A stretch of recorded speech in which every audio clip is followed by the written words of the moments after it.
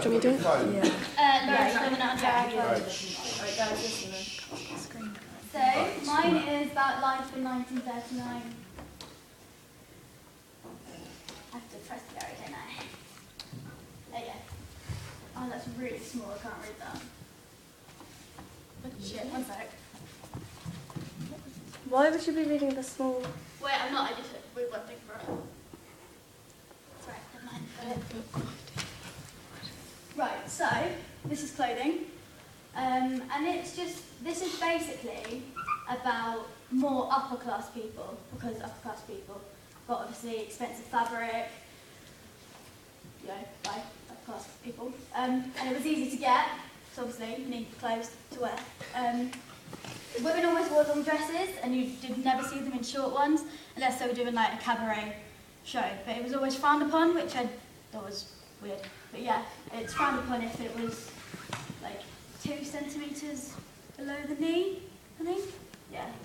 And then, I don't know, in fashion, it was just gentlemen wore hats. That's it. Just hats. Just hats. They had hats to sell, obviously, but they were mostly in like suits. Yeah. So women are frowned upon. Might come back into fashion. It's meant to be naked, it's fine.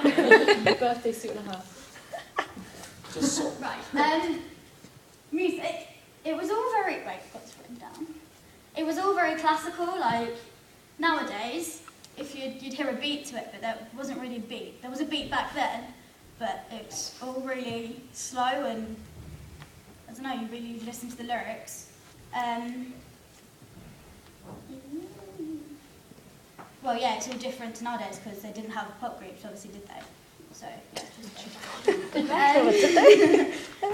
yeah, the most famous song in 1939 was Over the Rainbow, and that's the top one. And then the second one is Moonlight Serenade by Glenn Miller, and then God Bless America by Kate Smith. They're the top 3 in 1939. And I'm going to play a tiny bit of the song because 1, I didn't know it was in 1939, I found that really interesting, and 2, I like the song. Oi! Listen up! This is Addicting to Bass from the Ministry of Sound.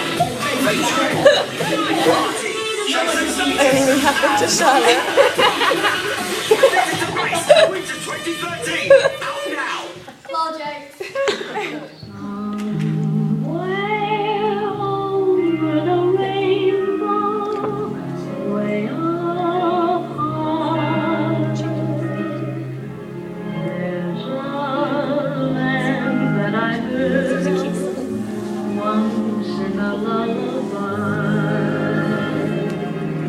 I'm guessing you all know the song, so yeah, that's just a cheeky snippet. Oh,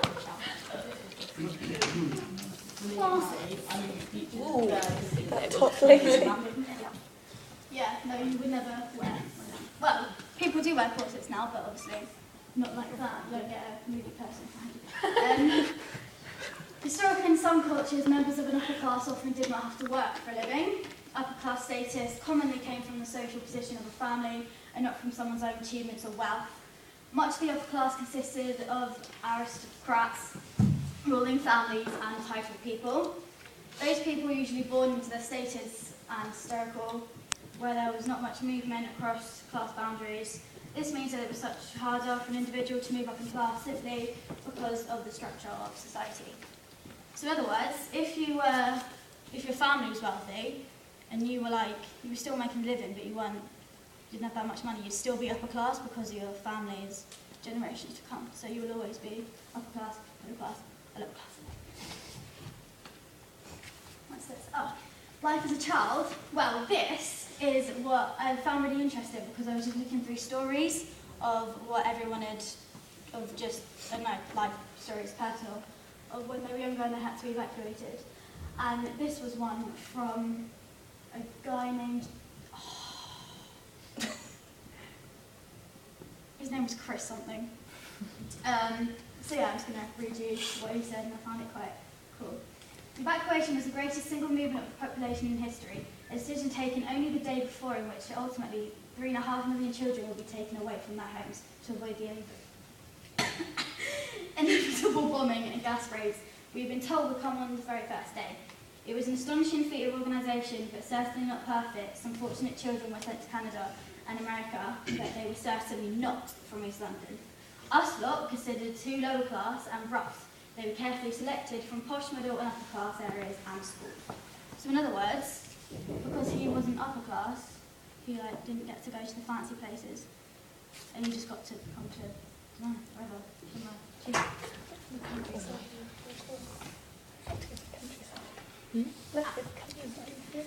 About evacuees, which is to do with line which in wardrobe, obviously because the 4 children were evacuated.